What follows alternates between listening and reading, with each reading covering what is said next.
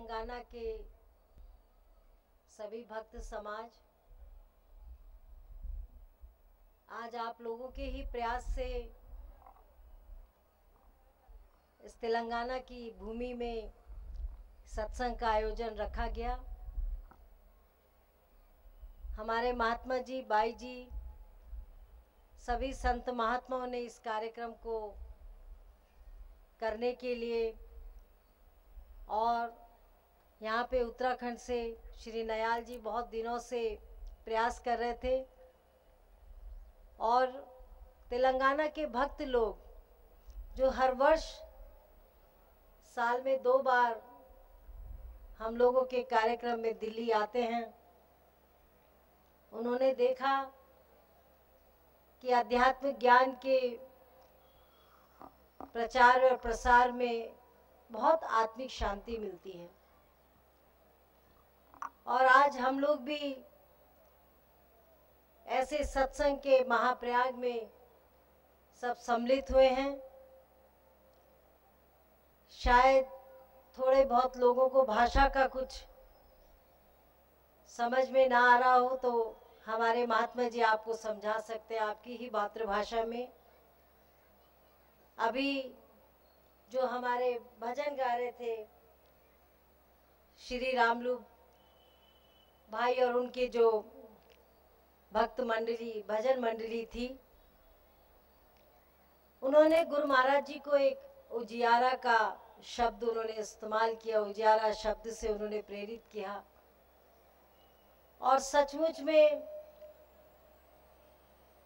जो गुरु का अर्थ होता है, जो गुरु का मतलब समझते हैं, वो सचमुच में ही जीवन में कभी अंधेरे में नहीं रहते, क्योंकि गु नाम अंधकार, रू नाम प्रकाश। और गुरु शब्द होता ही वही है, जिस तरह आपने उनके भजनों के शब्दों में सुना कि जब हम किसी गुरु को धारण करते हैं तो हमारे जीवन का हृदय का अंधकार, वैसे तो यहाँ पे बहुत सी रोशनी है, कई तरह के बल्ब जल रहे हैं, कई तरह की लाइट जल रही है, और ये भी इन सब खंभों में बत्तियां जल रही हैं, लेकिन इसका एक मेन कनेक्शन पर्दे के पीछे है। अगर उस कनेक्शन से तार हिल जाएगी तो बाहर का माहौल भी अंधकारमय हो जाएगा। लेकिन जो समय के सद्पुरुष होते हैं वो हमेशा एक प्रेरणा देते हैं जीने की। करना तो मनुष्य नहीं है, ये भी एक प्रेरणा थी कि यहाँ से चंद भक्त लोग तेलंगाना से गए और निरंतर सत्संग सुनते रहते थे। उनकी भी एक इच्छा हुई कि हमारे यहाँ भी संत महात्मा आए, माता जी महाराज जी आए, और वो प्रेरणा, उस निष्ठा से उन्होंने आज इस प्रेरणा से ही इतने जनमानस को एकत्रित किया। तो ये अपने ही हृदय को जगाने की बात नहीं होती। जब गुरु महाराज जी का जीवन में प्रवेश होता है तो बाहर से तो ये उजाला है, वहां भी किसी न किसी मीटर से, किसी ना किसी मशीन से आप कनेक्टेड हैं, तभी ये इतनी बत्ती जल रही है। ऐसे ही हृदय में भी जब हमारा हृदय रूपी वो जो मन मंदिर है, जिसके लिए संतों ने कहा कि सबसे बड़ा पावन जो है, सबसे बड़ा पुण्य जो हमें मिला है इस भूमि में, इस युग में, इस योनि में, वो मनुष्य योनि मिली है।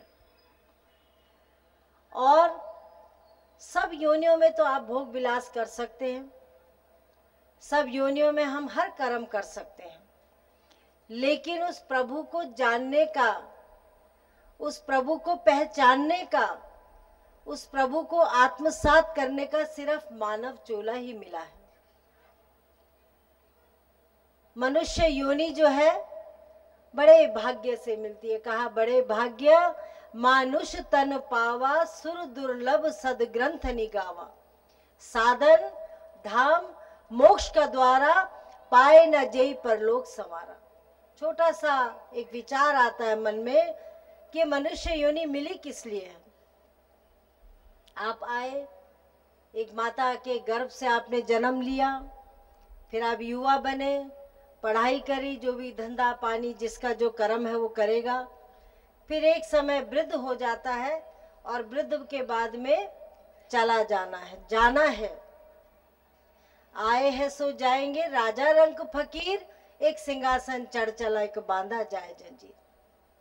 यही सत्संग है। संतों का संग ही हमें ये बातों की अनुभूति कराता है कि ये जीव आया किस लिए है।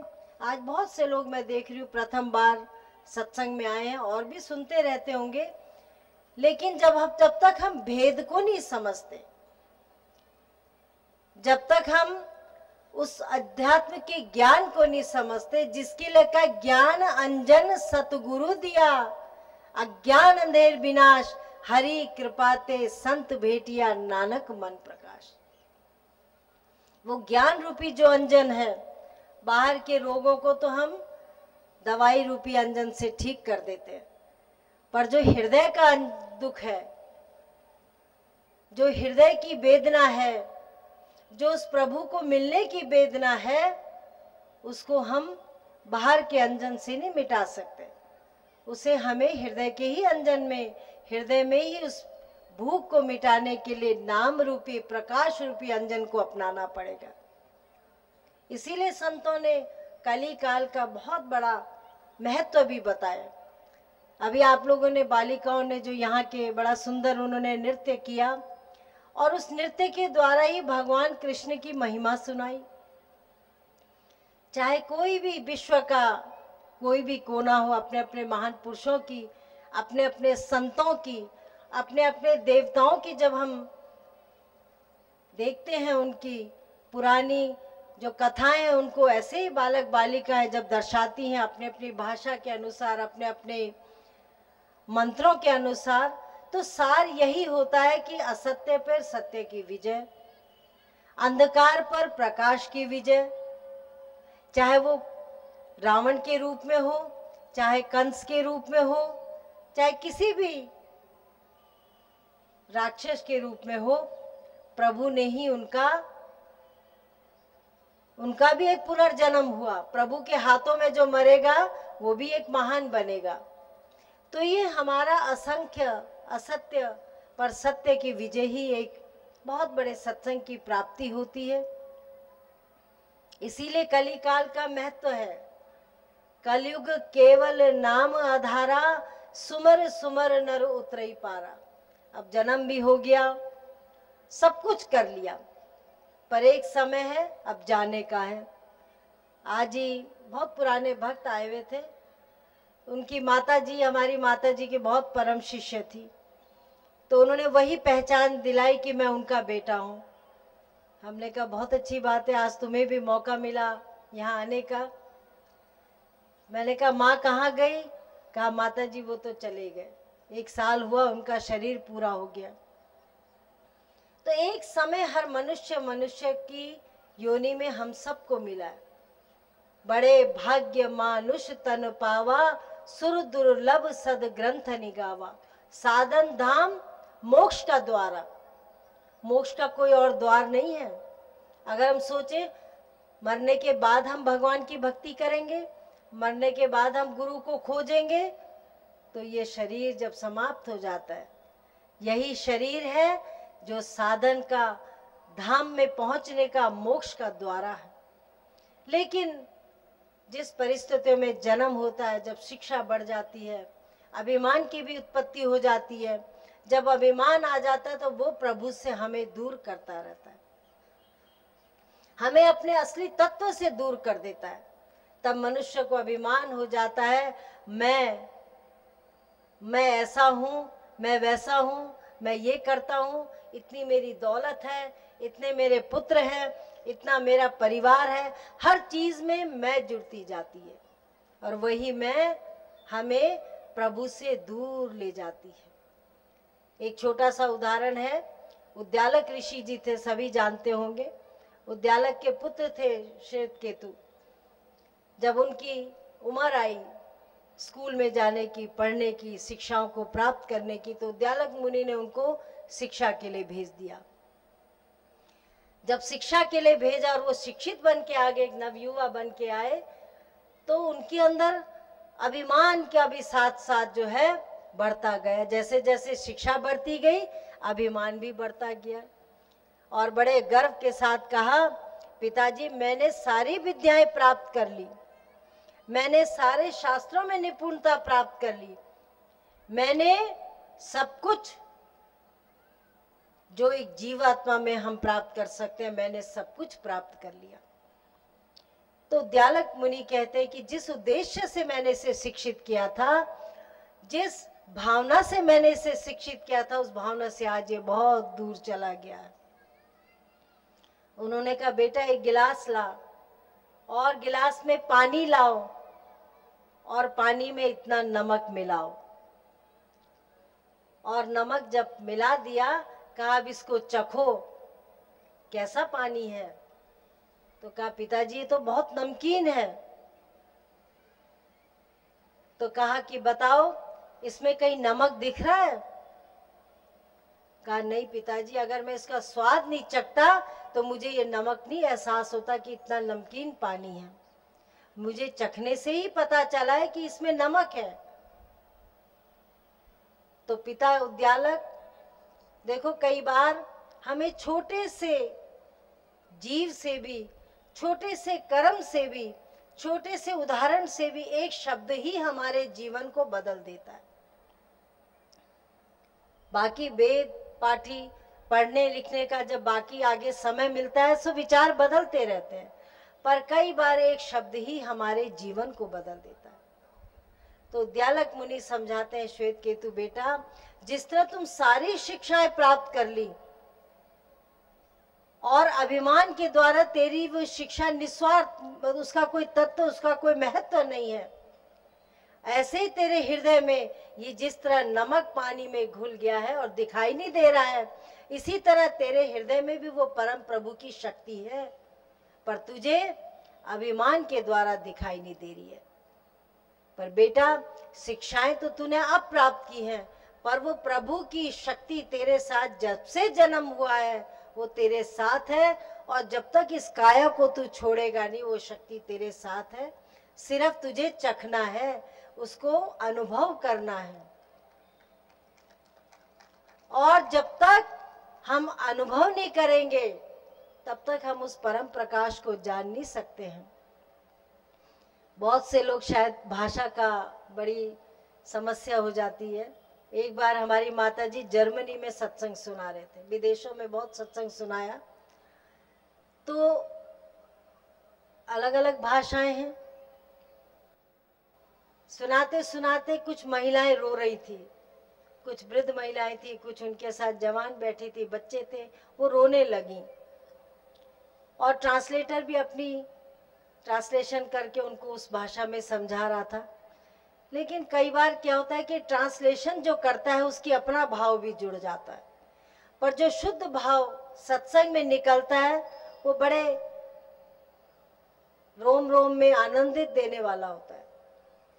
तो हमारी माताजी ने उनसे पूछा बाद में कि भाई तुमको भाषा तो समझ नहीं आ रही थी, तुम रो क्यों रहे थे? जब समझ ही नहीं आ रहा है तो आंखों से आंसू कैसे बह रहे थे?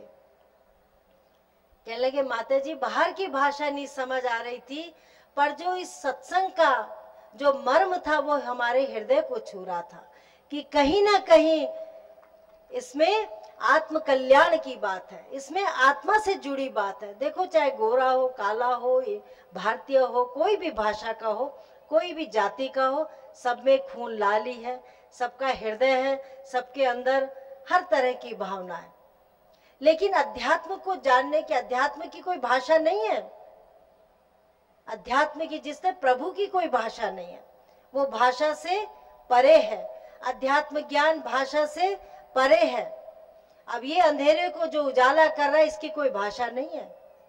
ऐसे ही हमारे जीवन के अंधकार को दूर करने के लिए हमें समय के तत्वज्ञानी के पास जाना पड़ता है। और जो तत्वज्ञानी जब नाम को नाम ज्ञान अंजन सतगुरु दिया, अज्ञान अंधेर विनाश, हरि कृपा ते संत भेटिया, नानक मन प्रकाश। तुरंत हमारे मन में वो रोशनी आ जाती है, वो उजाला आ जाता है। और अगर हम जीते रहेंगे, चलते रहेंगे तो बिना वो काल की घड़ी तो बढ़ती जा रही है। जिस तरह सिद्धार्थ भी एक राजा का बेटा था, शहंशाह का बेटा था। सिद्धार्थ के मन में जब उनका जन्म हुआ तो सुधोधन राजा को पंडित जी कहते हैं कि ये बेटा आपका साधु बनेगा, सन्यासी बनेगा, लोगों के दुख को तारने वाला बनेगा। तो उनको चिंता हो गई, एक ही पुत्र है, शासन भी करना है, इसको कैसे रोका जाए, इनको दुख के पास पहुंचने ही ना दो। देखो, जब जीवन में दुख आता है तो किसकी याद आती है? भगवान की याद आती है। कोई भी जाति का, कोई भी, वो अपने परम प्रभु को पुकारता है। तो सुधोधन ने भी सिद्धार्थ के लिए सारा ऐसा सुखमय वातावरण कर दिया कि वो दुख उसको महसूस ही ना हो। एक समय जब वो बड़े हुए, खुद स्वयं बाहर जाने वाले हुए, उन्होंने अपने मंत्रियों को पकड़ा और शहर की ओर चल पड़े। जब शहर की ओर चलते हैं तो क्या देखते हैं? एक कुबड़ काया, हड्डी हड्डी, मांस चिपक गया हड्डी में, वो काया उनको दिखी। तो उन्होंने पूछा, भाई ये क्या है, कैसा कभी देखा ही नहीं था। तो उनके मंत्री कहते कि महाराज ये वृद्ध है, एक दिन हम सब ने इस अवस्था में आना है, हम सब ने वृद्ध होना है। खैर, थोड़ा मन में एक झटका तो लगता है। थोड़े आगे गए तो एक लाश, एक शव यात्रा जा रही थी, राम नाम सत्य है, सत्य बोलो गत है। वहां भी अंतिम समय में राम नाम सत्य है, सत्य बोलो गत है। कहा ये क्या है? कहा महाराज अब इसकी अंतिम यात्रा है, 16 संस्कार होते हैं, ये अंतिम संस्कार है, अब ये संसार से विदा लेगा, इसकी प्राण शक्ति चली गई है, खोखली मिट्टी बची है। इसके बंधु, भाई बंधु अब इसको अपने अपने धर्मों के अनुसार बहाएंगे। कहा कहाँ जाएगा? कहा पता नहीं। सिद्धार्थ को वही चोट लगी। घर आते हैं और अपने को शीशे में देखते हैं, ये सुंदर काया, पत्नी सो रही है, पुत्र सो रहा है, और कहने लगे कि जब आए हैं और जाना है तो प्रश्न ये उठता है कि आए क्यों हैं।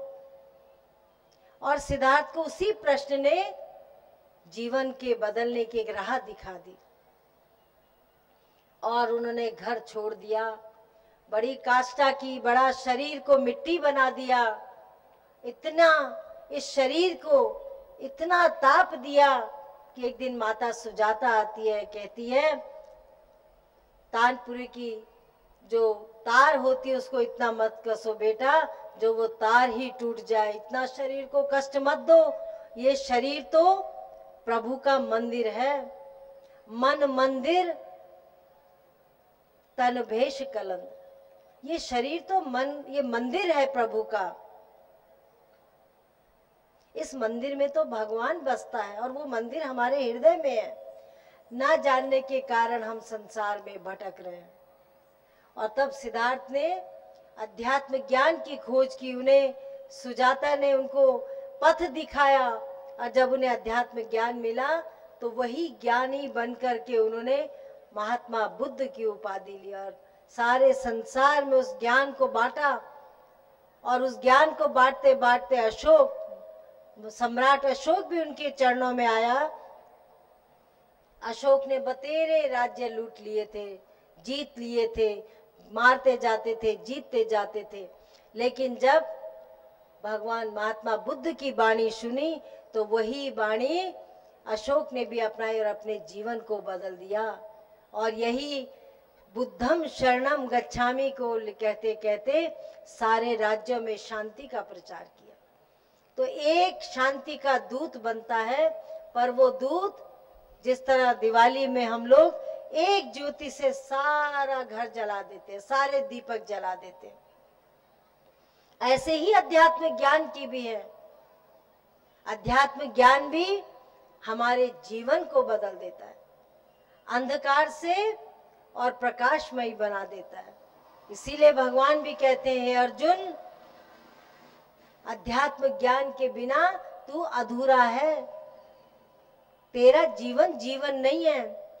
नाना शास्त्र पठेन लोके नाना देवत पूजनम, ए पार्थ बिना अध्यात्म ज्ञान सर्व कर्म निरर्थकम। बिना अध्यात्म ज्ञान के आज बहुत से प्रश्न दिमाग में आएंगे। सत्संग के बाद बहुत सी चीजों में मन जाता है कि क्या ज्ञान सच्चा है। बहुत से गुरु हैं संसार में, बहुत से, कोई अपने माता पिता को गुरु मानता है, बहुत अच्छी बात है। कोई अपने अध्यापक को गुरु मानता है, कोई अपने पुत्र को ही गुरु मान लेता है जो पुत्र उसे शिक्षा देता है, कोई अपने जो भी उसके संपर्क में आता है, जो जीवन को बदल देता है, उसको गुरु मानता है। लेकिन जिस गुरु ने हमारे आध्यात्मिक जीवन को संभाल दिया, क्योंकि सत्संग है, यहाँ संतों का संग हो रहा है। संतों की बाणी बड़ी अटपटी, झटपट लखे ना कोई, और जो झटपट लखे तो चटपट दर्शन होए। ज्यादा समय नहीं लगता है। समय कितना लगता है? पल से भी कम। जैसी रोशनी उठती है हमें सब कुछ दिखाई देता है। ऐसे ही वो अध्यात्म ज्ञान है, जिस ज्ञान का अंजन सच्चे सत्पुरुष कहलाते हैं, सच्चे सत्पुरुष देते हैं। सच्चा ज्ञान, भिन्न भिन्न रास्ते हैं। हम लोग आरती में गाते हैं, नाना पंथ जगत में निज निज गुण गावे, सबका सार बताकर गुरु मार्ग लावे। नाना पंथ जगत में है। आप चौराहे में खड़े हो जाइए और आपने जहां जाना है उसका पता पूछिए। कोई गलत बता देगा, उधर मुड़ जाओगे। कोई दायरा बताएगा, इधर मुड़ जाओगे। कोई सीधा बताएगा, उधर मुड़ जाओगे। जब तक हमारे पास सही पता, सही मार्गदर्शक नहीं होगा, हम लोग उससे भटक जाते हैं। यही दशा मनुष्य योनि की भी होती है। गुरु कैसा होना चाहिए? वो गुरु जो हमारे बाहरी जीवन नहीं, आंतरिक जीवन को अध्यात्म में बना दे। भय से प्रीति, भय से थोड़े समय की तो प्रीति हो जाएगी। कहते हैं भय बिन प्रीत न होए। भय से थोड़े समय की तो प्रीति हो जाएगी, लेकिन भय से हम प्रभु का सच्चा भक्त नहीं बन सकते। जानने में हम लोगों का कल्याण होता है, मानने में कल्याण नहीं है। जब तक हम जानेंगे नहीं, तब तक हम भटकते रहते हैं संसार में। आज पहली बार हमें मौका मिला आप लोगों के बीच आने का, उसका श्रेय मैं अपने महात्मा जी को देती हूँ। ये यहीं से हैं, यहाँ की भाषा जानते हैं। उनके साथ हमारे और भी संत पुरुष आए। उनके सहयोग देने वाले हमारे तेलंगाना के भक्त लोग, जो थोड़ा एक के अंदर जागृति हुई, वो दिल्ली देखने आए और उसके अंदर कितनों को जागृति दिला दी। ये महिलाएं हैं, दिन रात कर्म कर रही हैं, सेवा का पाठ कर रही हैं। और अभी मैं सुन रही थी, हमारी बाई जी सुना रही थी कि धर्म सेवा जो है धर्म का मूल होता है। हमारी संस्था मात्र सुनाने में ही विश्वास नहीं करती, कर्म करने में भी करती है। क्योंकि जब तक हम कर्म करेंगे नहीं, आप लोगों को सुंदर सुंदर भोजन के इश्तिहार देखते हैं, थाली सजी रहती है टीवी में, क्या उससे भूख मिटेगी? कितने बड़े बड़े व्यंजन बनते हैं त्योहारों में, और चित्र आता रहता है टीवी में कि ऐसा एडवर्टाइजमेंट है, क्या उससे भूख मिट सकती है? उससे नहीं मिटेगी। सूखी रोटी नमक ही जब मिलेगा, या 36 व्यंजन ना भी मिले, थोड़ा सा भी मिल जाएगा, उससे हमारी भूख मिट जाती है। यही परम प्रभु की कलयुग केवल नाम आधारा, सुमर सुमर नर उतरहि पारा। कलयुग का केवल एक नाम ही आधार है। चारों तरफ पाप का बढ़ता जा रहा है समाज, सब कुछ बढ़ ही रहा है, परेशानियां भी बढ़ रही हैं, बहुत कष्ट भी बढ़ रहे हैं, पर केवल नाम का ही आधार जो रखेगा, उसका जीवन सुगमता से, शीतलता से, अच्छी तरह से निकल जाएगा। और जाना तो है ही। इसीलिए संतों ने बोला अपने आप में झांको, अपने आप में ही उस धन की प्राप्ति है। और विश्वास, जब तक हम विश्वास नहीं करेंगे संतों के वचनों में, तब तक हम अपने जीवन को बदल नहीं सकते हैं। और जब बदल देते हैं फिर हमें अनुभव होता है।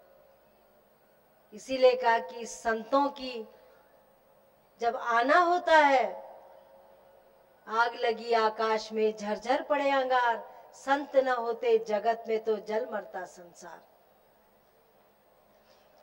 इतने भयानक समय में जब अशांति पूरी चरम सीमा पे है, इससे भयंकर कलिकाल की रूपरेखा कभी हो नहीं सकती है। संतों ने पहले ही कलिकाल का विवरण कर दिया था, महान पुरुषों ने पहले ही कलिकाल का विवरण कर दिया था। जब राजा परीक्षित के, आप लोग जानते होंगे, जब श्राप मिला 7 दिन में उनकी मृत्यु होने वाली थी, तो राजा परीक्षित को बड़ा दुख सताने लगा। 7 दिन के अंदर तक्षक नाग के जो उनको श्राप मिला मारने का, उनके पुत्र ने तो कहा 7 दिन में राजा तेरी मौत हो जाएगी। बड़ा धर्म कर्म में विश्वास करने वाला था, लेकिन परीक्षित को तब दुख था कि राजपाट छूट जाएगा, बाल बच्चे छूट जाएंगे, इतना विशाल दरबार है मेरा छूट जाएगा। तो संतों की सभा हुई। संतों की सभा में निष्कर्ष निकला कि हे राजन, ये जो राजन 7 दिन में इस संसार से चला जाएगा, धर्म कर्म का राजा है, धार्मिक राजा है, लेकिन बिना अध्यात्म ज्ञान के इस संसार से चले जाएगा। तो राजा के लिए हमें कुछ सोचना चाहिए, कुछ करना चाहिए। धर्मार्थी इकट्ठे हुए, संत महात्मा ऋषि मुनि सभी इकट्ठे हुए। 7 दिन में घंटे गिने गए तो बहुत कम समय है। अगर एक एक वेद पुराणों को, चारों वेद को सुनाए, 66,000 ऋषि भी आ जाए, सारा वेद शास्त्रों में हम पल पल में राजन को अगर सुनाएंगे, तब भी राजन की मृत्यु से पहले हम उसे ज्ञानी नहीं बना सकते हैं। तो अकेले परीक्षित के लिए अध्यात्म ज्ञानी जुड़े, और सुखदेव मुनि उस समय के ज्ञानी पुरुष थे, महान ज्ञानी थे। सुखदेव मुनि ने उनको अध्यात्म का ज्ञान दिया, और जब अध्यात्म का ज्ञान मिला तो सारा उनका जो माया मोह उनको सता रही थी वो मुक्त हो गए, और सीधा स्वर्ग को, उनकी स्वर्ग की प्राप्ति उन्हें हुई। तो इसीलिए कहा है कि संतों की बाणी बटपटी, झटपट लखे न कोई, जो झटपट लखे तो चटपट दर्शन होए। पर समझदार के लिए इशारा बाकी है। कोई 60 साल का है, कोई 50 साल का है, कोई 20 का है, कोई 40 का है, कोई पता नहीं कि कल क्या होना है। कल का कोई पता नहीं। आज तक जो कर सके हम कर सकते हैं। कब जाना है संसार में, तो वो हम क्या साथ लेके अपने जाएंगे। बार बार सुनाया जाता है, बार बार सत्संग के द्वारा, संतों की वाणी के द्वारा उस भेद को, उस अभेद को मिटाया जाता है कि जीव, तेरे और भगवान के अंदर एक ही भेद है। इसीलिए भगवान कृष्ण कहते हैं, अर्जुन तू अध्यात्म के ज्ञान को जब जान जाएगा, तब तू 10 इंद्रियों से युद्ध करेगा, और 11वें मन से तू मेरा सुमरण करेगा। और अगर मन से ही हमने सुमरण नहीं किया, तो शरीर, वो काया एक दिन कुष्ठी हो जाएगी, वृद्ध हो जाएगी, और हम उस परम पद को पा नहीं सकते हैं। इसलिए जाग मुसाफिर जाग। हम सब मुसाफिर हैं, जो इस संसार में हैं, सब मुसाफिर है। ये मुसाफिर खाना है। एक दिन के लिए सफर में आते, कितना सामान लाते हैं अपने साथ में, आप सब जानते हैं। बिस्तरा भी चाहिए, कपड़े भी चाहिए, भोजन भी चाहिए, दवाई खाते हैं तो दवाई भी चाहिए, सब कुछ की पिटारी साथ लेके चलते हैं। लेकिन ये सोचो, जब यहाँ से जाएंगे, उस सफर के लिए क्या हमने तैयारी की है। ना वहाँ पासपोर्ट चलेगा समाज वाला संसार का, ना वहाँ कोई टिकट चलेगी। वहाँ तो एक ही चीज चलेगी कि हमने अपने जीवन में क्या उपयोग किया इस मानुष चोले का। कबीरदास जी की बात, क्योंकि कबीरदास जी संतों की बात करते थे, तो कहते कि चलती चाकी दे के दिया कबीरा रोए, जो सुख साधु संख में। चलती चाकी दे के दिया कबीरा रोए, दो पाटन के बीच में साबुत बचाना कोई। ये संसार एक माया रूपी चक्की है, इसमें जिसका जन्म हुआ कोई अच्छी बात नहीं है। जन्म होकर के भोग विलास में व्याप्त होना ये कोई अच्छा नहीं है। इसके साथ साथ क्या हमें मानुष चोले में करना है। तो ज्ञानी कबीर का पुत्र भी ज्ञानी था। कमाल कहने लगा, पिता नहीं, चलती चाकी दे के दिया कमाल ठठाए, जो कील से लगा रहता को काल ना खाए। कील क्या है? भगवान की, अध्यात्म की वो नाम रूपी जो कील है, उससे जब हम जुड़ जाते हैं उसको काल भी नहीं खा सकता। ये शरीर तो आना जाना है, ये तो एक कवर है। जैसे हम लोग दुकानों में जाते हैं, देखते हैं सुंदर सुंदर पैकेट में छोटी सी बोतल है, लेकिन फिनिशिंग उसकी पैकिंग बहुत बड़ी है। लेकिन ये ऐसा शरीर है, इसकी पैकिंग भी बहुत बड़ी है, दिमाग भी भगवान ने दिया, सब कुछ दिया, पर छोटा सा अपना स्थान भी दिया है, जिस स्थान के लिए हम बाहर ढूंढ रहे हैं। और बाहर क्या ढूंढ रहे हैं? हम भटकते जा रहे हैं, ढूंढ नहीं रहे, भटकते जा रहे हैं। और भटकते भटकते हम इस शरीर को समाप्त कर देते हैं। पर जब तक सत्संग की प्राप्ति नहीं होती, हम उस भेद को समझ नहीं पाते। वो भेद को हमें प्रभु तक पहुंचाने का एक मार्ग सत्संग ही एक ऐसा माध्यम है जो हमें शिक्षा देता है, हमें सिखाता है कि बालक का बुद्धि और बच्चे का प्रेम लेकर अगर हम किसी संतों के साथ जाएंगे, संतों के चरणों में प्रणाम करेंगे, तो हमें उस अध्यात्म ज्ञान की प्राप्ति होगी। और वही ज्ञान हमारे जीवन का सार रस है। प्रेम जगत में सार और कछु सार नहीं, कर ले प्रभु से प्यार और कोई प्यार नहीं। प्यार किसने किया था? जो प्रेम होता है, जो प्रेम दिखावटी नहीं होता है, वो भिल्ली ने किया था। जब भिल्ली आती है, भिल्ली को प्रभु के दर्शन होते, तो भिल्ली को बताने की जरूरत नहीं थी। मतंग ऋषि ने उनको पहले आशीर्वाद दे दिया था गुरु महाराज जी का कि भिल्ली, तुम्हें इसी जन्म में, इसी काया में प्रभु के दर्शन होंगे, तुम इस विश्वास को कायम रखना। गुरु महाराज जी का शरीर पूरा हो गया, लेकिन भिल्ली रोज तपस्या करती थी, भिल्ली इंतजार करती थी। और एक दिन प्रभु आए और भिल्ली को बताने की जरूरत नहीं थी कि ये प्रभु है। भिल्ली उस प्रेम से प्रभु को पहचान गई।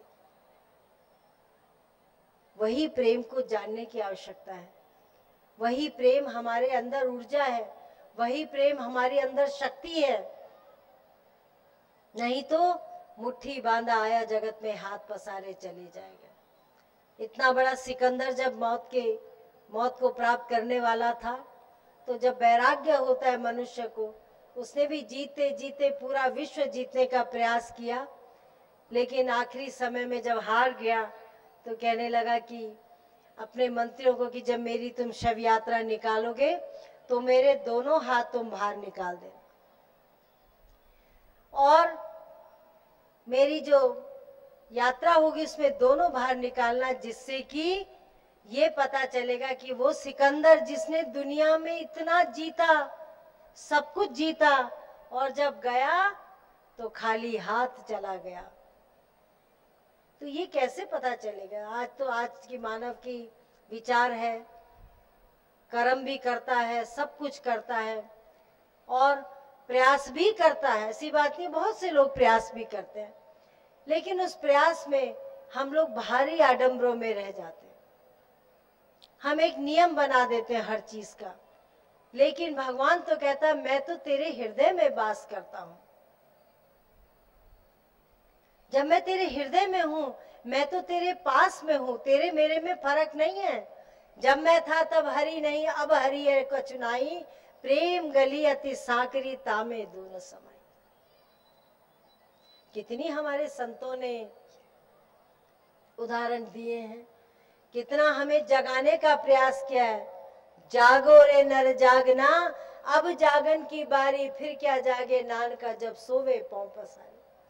कितने दिनों से हमारे कार्यकर्ता लोग, महात्मा जी लोग, बाई जी लोग, आप जगा रहे, जागो, आइए सत्संग भी जगाना ही है, आइए सत्संग में आइए, आइए सत्संग में आइए, जागिए, कहीं भी जाग जाओ, कोई बात नहीं। हम ये नहीं कहते कि यहीं जागना है, पर जागो।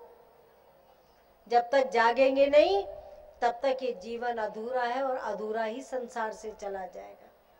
इसीलिए मनुष्य योनि को सबसे बड़ा क्रिएशन कहा जाता है, सर्वोत्तम, क्योंकि यही मनुष्य योनि भगवान को प्राप्त कर सकती है। यही मनुष्य योनि हमें स्वर्ग का पथ के कर्म सिखा सकती है और यही मनुष्य योनि हमें उस परम प्रकाश तक पहुंचा सकती है, जिसके लिए कहा परम प्रकाश रूप दिन राती, नहीं कछु चाहिए दिया घृत बाती।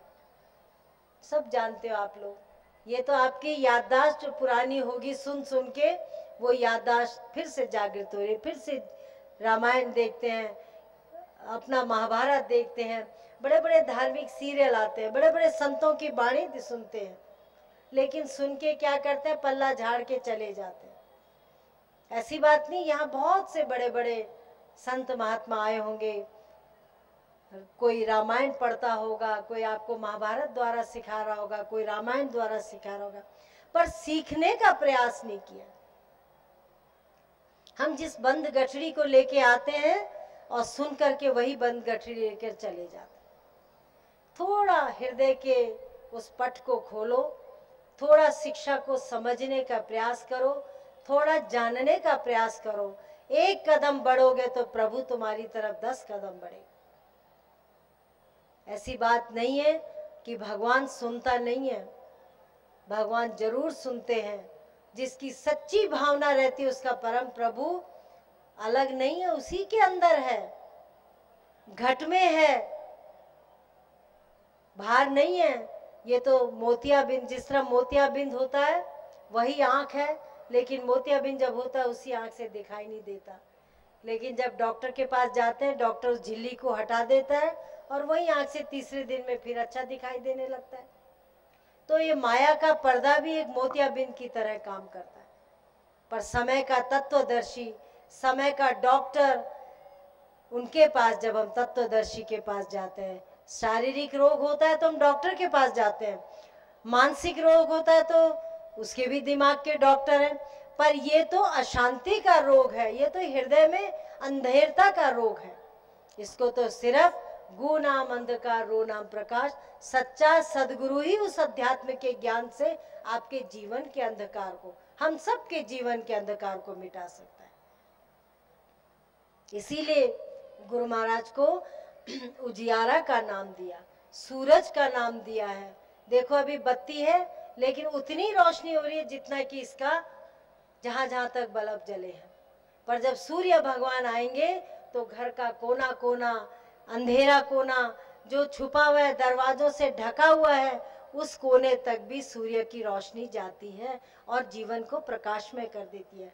वो प्रकाश परम प्रकाश रूप दिन राती, वो यही परम प्रकाश है जो हमारे घट घट के हृदय के कोने कोने को प्रकाशमय कर देता है। तो हमारा यही एक संदेश होता है कि अपने को जानो, पहचानो, क्यों हम इस संसार में आए हैं, मानुष चोला क्यों मिला है। 3 चीज समझ जाओगे तो जीवन धन्य हो जाएगा। मानुष चोला क्यों मिला है, कहाँ जाना है, आए क्यों है, जब जाना ही था तो आए क्यों है। आप लोग घूमने जाते होंगे तो कोई मन में सोच के जाते हैं कि हमने वो घूमना है, वहां जाना है, उस रिश्तेदार को मिलना है, विवाह है, शादी है, सामाजिक सरोकार है, सब कुछ। पर जाके वो खत्म होता है, फिर अपने घर को वापस आ जाते हैं। पर ये मानुष चोला किस लिए मिला कि आए भी हैं और जाना भी है। ये प्रश्न चिन्ह जो है हमारे सबके जीवन में, मनुष्य योनि के जीवन में लगा है। और जब तक हम इस अभेद को नहीं मिटाएंगे, इस भेद को नहीं मिटाएंगे, तब तक हमें वो परम शांति नहीं मिल सकती है। और ऐसे नहीं, जब कोई रोग लगता है एक डॉक्टर पे चले जाते हैं, एक दिन दवाई खाई नहीं फायदा हुआ, दूसरे पे चले जाते हैं, दूसरे की दवाई खाई तीसरे पे चले जाते हैं, और दवाई बदलने से, डॉक्टर बदलने से रोग से मुक्ति नहीं मिलती है।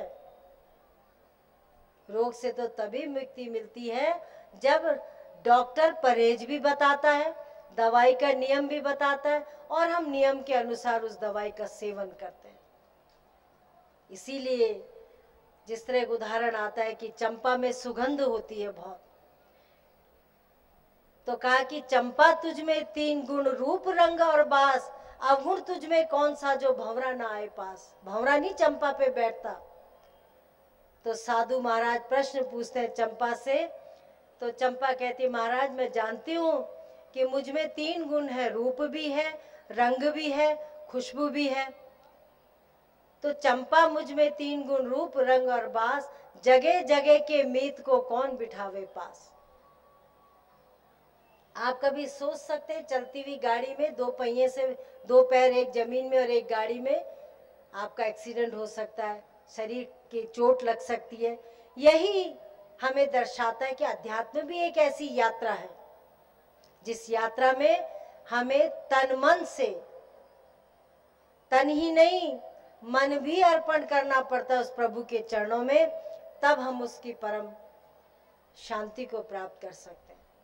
तो आप लोग, जहाँ तक हम आपको सुना सकते थे, बहुत सा सत्संग एक ऐसा माध्यम है कि बहुत वेद पुराणों का सत्संग एक सार, जिस तरह सार होता है, सारे वेद पुराणों का रस होता है, वो सत्संग जो है जीवन को बदल देता है।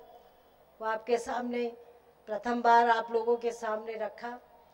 आप लोगों को और जानने की इच्छा होगी तो हमारे महात्मा जी यहाँ पे हैं, आप ही की भाषा में, आपके ही मातृभाषा में आपको समझा सकते हैं। देखो भूख जो होती है, जब भूख लगती है तो चाहे हम उसे ऐसा कहें, चाहे ऐसा कहें, चाहे इस हाथ से इशारा कहें, उसका मतलब होता है भोजन की आवश्यकता है। प्यास जब लगती है, गूंगा भी जब पानी मांगता है तो वो भी इशारा करता है, मतलब इनको प्यास लगी है। तो ये भी आत्मा की प्यास है, इसको भी मिटाने के लिए भगवान ने एक साधन बनाया है। समय का जिस तरह एक नेता की मृत्यु होती, कुर्सी खाली नहीं होती, दूसरा मंत्री रख दिया जाता है। डॉक्टर की फोटो हमें दवाई से इलाज नहीं करा सकती है। स्कूल में हमें अपने बच्चे को जब हम भर्ती करने जाते हैं तो हमें जीवित जागृत जो है टीचर चाहिए, हम फोटो से उस बच्चे को पढ़ा नहीं सकते। आज का नया युग है, टेक्नोलॉजी आगे आ गई है, कंप्यूटर से क्लासेस होती हैं, स्क्रीन में टीचर आते हैं, पर फिर भी समय के बाद में आपको अपने स्कूलों में जाकर के इम्तिहान देना पड़ता है। तो हर चीज का नियम है, सिर्फ नियम एक मनुष्य ने अपने स्वार्थ के द्वारा, अपने ही स्वार्थ के लिए उस नियम को भंग कर दिया है। जो नियम है तन मन से उसको खोजो, जिन खोजा तिन पाइया, गहरे पानी पैठ, मैं बावरी ढूंढन गई रही किनारे बैठ। अगर रेगिस्तान में प्यास लगी है, संत कहते हैं कि रेगिस्तान में जब प्यास लगती है तो एक बूंद पानी की कीमत भी पता चलती है। और कहते हैं बारी मथे घृत होए रे सिकता ते बरु तेल। रेत को आप कितना भी चक्की में डाल दो, बारी मथे घृत होए रे सिकता ते बरु तेल। कितना भी पानी को आप बिलो लो, उससे मक्खन नहीं निकलेगा। रेत को आप बिलो लो, उससे तेल नहीं निकलेगा, रेत को पीस लो। पर ये असंभव चीजें भी संभव हो सकती हैं। पर ये सोचो बिना अध्यात्म ज्ञान के हम परम पद को प्राप्त कर जाएंगे, या बिना अध्यात्म ज्ञान के सीढ़ी के बिना हम स्वर्ग की प्राप्ति कर लेंगे, ये असंभव है। असंभव चीजें भी संभव हो सकती हैं, पर ये असंभव है कि बिना प्रभु की खोज किए, बिना प्रभु को ढूंढे, बिना प्रभु के आशीर्वाद वचनों को सुनकर के, बिना उसकी कृपा से हम ये जीवती शरीर में हम भगवान को प्राप्त नहीं कर सकते। तो इसलिए आप लोग खूब खोजिए, ढूंढिए और पाने का प्रयास करिए। हमारा मात्र ये प्रयास है कि आप लोग सोने को जगाने का जो एक नारा होता है, एक संदेश होता है, हर संदेश, हर महान पुरुष ने, एक भक्त ने, एक छोटे से जो एक जीव होता है अपना कल्याण करके प्रयास करता है कि दूसरे भी इस चीज़ का कल्याण करें इससे, तो वो प्रयास किया है। आप लोग को और भी इच्छा होगी सुनने की, तो 8-9 तारीख अप्रैल को हमारी माता जी की जयंती होती है। और मैं एक बात, जो इस पूरे अध्यात्म का, एक जिनका अध्यात्म ही जीवन था, हमारे श्री महाराज जी, भोले जी के पिताजी, भोले जी महाराज के पिताजी, उनके माता जी, उन्होंने अपने जीवन काल में सिर्फ अध्यात्म के बिना और किसी चीज़ को महत्व नहीं दिया। और उन्हीं की कृपा से आज ये जो हम अध्यात्म की शिक्षा, सेवा का माध्यम, आज हमारी संस्था 28 राज्यों में, भारत के 28 राज्यों में इस हंस फाउंडेशन के नाम से सेवा कर रही है। यहाँ की माताएं जाती हैं तेलंगाना में, गांव-गांव में हम लोग लड़कियों के लिए जो भी, जिसकी भी जो दशा होती है उसके हिसाब से, किसी को व्हीलचेयर, किसी को पढ़ने का, किसी को जो भी देती है, क्योंकि उसके पीछे भी उन्हीं का एक रास्ता था, उनका एक अर्थ था, एक महत्व था उनकी वाणी का, कि जब जीव के जीवन में कष्ट होता है तो देखो, कहने की बात नहीं होती, आप करके दिखाइए। कोई भी धर्म है, उसका मूल जो है वो दया है, और जो धर्म अगर दया के बिना है तो वो धर्म सही नहीं है। उस धर्म में अगर दया नहीं है, भगवान भी दया ही वरदान देते हैं, दया का ही अधिकारी कहलाते हैं। हम प्रभु को पहले दयावान ही कहते हैं, हम भगवान शंकर को अवघरदानी कहते हैं। हम क्या चढ़ाते हैं उस पर? बेलपत्री, एक फल जो घर में पुराना होगा चढ़ा दिया, खुद तो ठंडे में गर्म पानी से नहा के जाएंगे, भगवान को ठंडा लोटा पानी का चढ़ा देंगे।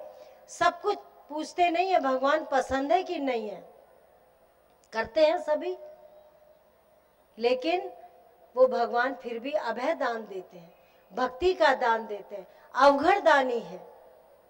तो उन्हीं की, अपने जो हमारे गुरु महाराज जी की प्रेरणा से आज संस्था अध्यात्म के साथ साथ, जो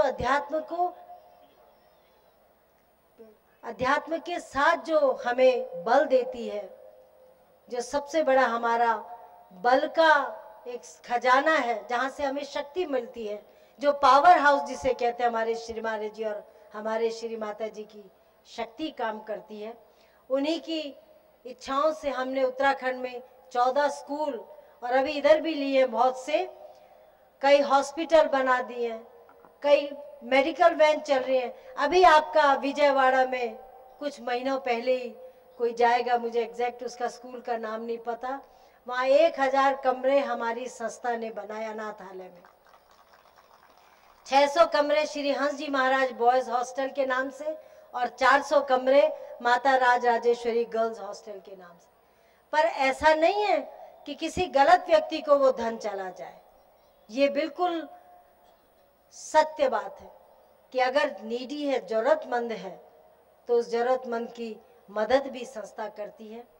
पर वो संस्था ऐसे नहीं करती है, पहले छानबीन करती है, जो इसका सच्चा पात्र है, सुपात्र को ही सेवा जानी चाहिए। अगर कुपात्र उस सेवा को लेगा तो उस सेवा का महत्व नहीं रखता। तो मैं हमेशा श्री महाराज जी और माता जी का, हम जीवन, ये जीवन भी नहीं, कई जीवन हम इस अध्यात्म के प्रचार में लगा दें, उनकी सेवा में लगा दें। उनकी जो इच्छाएं थी, एक समाज में अनुकूलता आए, एक समाज में कोई गरीब ना रहे, एक समाज में समान अधिकार से लोग जिए, एक समाज में दुखी और दरिद्र और अशांत, तीनों का दुख अगर कोई दूर कर सके, ये सबसे बड़ी सेवा है आज के समय में। अध्यात्म की तो सेवा ही, और ये श्रेय, ये इच्छा, ये सोच, ये जागृति बिना अध्यात्म के नहीं आती है। सिर्फ व्यक्ति अपना पेट पालेगा, अपने परिवार का पेट पालेगा, लेकिन अगर हर व्यक्ति एक एक की जिम्मेदारी ले ले तो हमारा भारत गरीब नहीं रह सकता है। एक व्यक्ति एक की जिम्मेदारी, हम सोचते हैं एक कर रहा है तो सब उसके ऊपर ही भार बन जाते हैं, ये भार नहीं बनना चाहिए।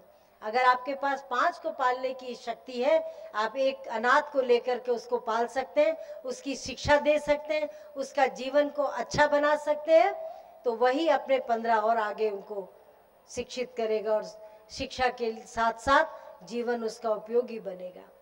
तो अध्यात्म एक बहुत बड़ा खजाना है। जब आपका हृदय में उस अध्यात्म की उत्पत्ति हो जाती है, उस अध्यात्म के ज्ञान की जागृति हो जाती है, तो आप लोगों को, हम सब का जीवन उससे धन्य हो गया है। और हो भी सकता है आप लोगों का थोड़ा बहुत प्रयास करने की आवश्यकता है, थोड़ा बहुत और इच्छा ज्ञान के प्रति जागने की आवश्यकता है। तो इसलिए आप सबका, जिन्होंने इस कार्यक्रम को सफल बनाया, जो हमारे युवा पीली टी शर्ट पहन के घूम रहे, बड़ा संचालन भी अच्छा कर रहे हैं। और ऐसे युवा, आज युवाओं की इस मार्ग में लगने की बहुत बड़ी आवश्यकता है। हम लोग पूरे देशों में भ्रमण करते हैं, पूरे भारत में भ्रमण करते हैं। आज घर घर की समस्या है कि बच्चा गलत मार्ग में चल रहा है, या तो उसने शराब का सेवन शुरू कर दिया है या ड्रग्स का। मैं हमेशा ये सुनाती हूँ जब इतने युवा देखती हूँ कि युवाओं, तुम्हारे कंधों पे हमारे भारत का भविष्य है, इस स्वर्णिम भारत का भविष्य है। चाहे कन्याएं भी बैठी हैं, वो भी बराबर की हकदार है। कन्याएं भी उस जीवन को इतना अच्छा बना सकती हैं आगे आने वाली पीढ़ी को। भाई लोग, बच्चे लोग, इन जो गलत हमारे रास्तों में गलत चीजें आ जाती हैं, उनसे दूर रह के अध्यात्म को अपनाएंगे तो सारे ही कुरीतियों से आप दूर रहेंगे। और कितना कितना एकता में करके इस समाज को आप लोग और जागृत कर सकते हैं। तो मैं सबका धन्यवाद करती हूँ। यहाँ पे जितने भी समाज ने एकत्रित होकर के हम लोगों का निमंत्रण दिया हम लोगों को, और हम आप लोगों के निमंत्रण से हम लोग 5 साल से ये निमंत्रण बार बार टल रहा था। लेकिन आज आपका भी सौभाग्य और हमारा भी सौभाग्य है कि तेलंगाना की इस पवित्र भूमि में हम सब आए। इस तेलंगाना के लिए हम आध्यात्मिक तौर से भी उस पर जोर डालेंगे, सामाजिक तौर से भी, और जो कमियां हैं कहीं ना कहीं उसको पूरी करने का प्रयास करेंगे। हमारे पास बहुत अच्छा शक्तिशाली महिला दल है जो हमेशा सत्संगों में आते हैं और हमेशा समाज के कुछ न कुछ समस्या को लेके आते हैं और उनकी समस्याएं दूर होती हैं। तो उनका भी मैं धन्यवाद करती हूँ कि ज्ञानी बन करके आप जगे औरों को जगावे, नानक निश्चय मुक्ति पावे। खुद भी जागृति है, औरों को भी जगाओ। गुरु नानक देव जी कहते हैं निश्चय ही वो मुक्ति का पात्र है। इन्हीं शब्दों के साथ सबको दुआ आशीर्वाद। 8 और 9 तारीख को आपको सूचना मिलेगी। दिल्ली में एक बहुत बड़ा सम्मेलन है, साल में 3 बार सम्मेलन होते हैं, तो जब जिसकी इच्छा है वो आ सकता है। जिस तरह हमने आपके निमंत्रण को स्वीकार किया, उसी तरह हम भी आपको निमंत्रण दे रहे हैं। निमंत्रण तो है, भगवान को भी बुलाने के लिए निमंत्रण दिया जाता है। जब भगवती का पाठ करते हैं, भगवान कृष्ण का करें, भगवान शंकर का करें, पहले कितने ही अध्याय हम प्रभु को निमंत्रण देते हैं। आप देखते होंगे, आप इन राज्यों में तो बहुत अध्यात्म गुण है और कर्म कांड बहुत बहुत तकड़ा है। यहाँ बहुत ही हर एक व्यक्ति, हर एक महिला, हर एक पुरुष जो है कर्म कांडी है। मंत्रों से सबको अनुभूति है, सारे शास्त्रों की अनुभूति है। तो आप लोग जानते हैं कि प्रभु को बुलाने के लिए भी हम लोग कितना प्रयास करते हैं, कितना मंत्रों का उच्चारण करते हैं कि हे प्रभु हमारे घर में सूखी रूखी रोटी मिले, उसका सेवन करने के लिए आइए। और भक्त को भी भगवान प्रेम से बुलाता है, इसीलिए प्रेम को सार शब्द का है अपने जीवन के बदलने का। कुछ भी आज आपने अगर सुना है, 2 शब्द ही हमारे जीवन को बदल देता है। 2 शब्द, ज्यादा की आवश्यकता नहीं है। एक कुंडा लगाए हृदय के और उस हृदय की भूमि में उस कुंडी को खोलना है और अगाध खजाना हमारे लिए है। तो इसलिए सभी को बहुत बहुत दुआ आशीर्वाद, और सभी को जो है इस आयोजन के लिए बहुत बहुत श्रेय जाता है। ये ऐसे जहाँ भाषा की भी समस्या, वहाँ भी इतने लोगों ने आकर के सत्संग को सुना, और गुरु महाराज जी की कृपा होगी, विश्वास होगा, आप लोगों का प्रेम होगा, तो दोबारा फिर हम इस भूमि में आकर के सत्संग का आयोजन रख सकते हैं। सबको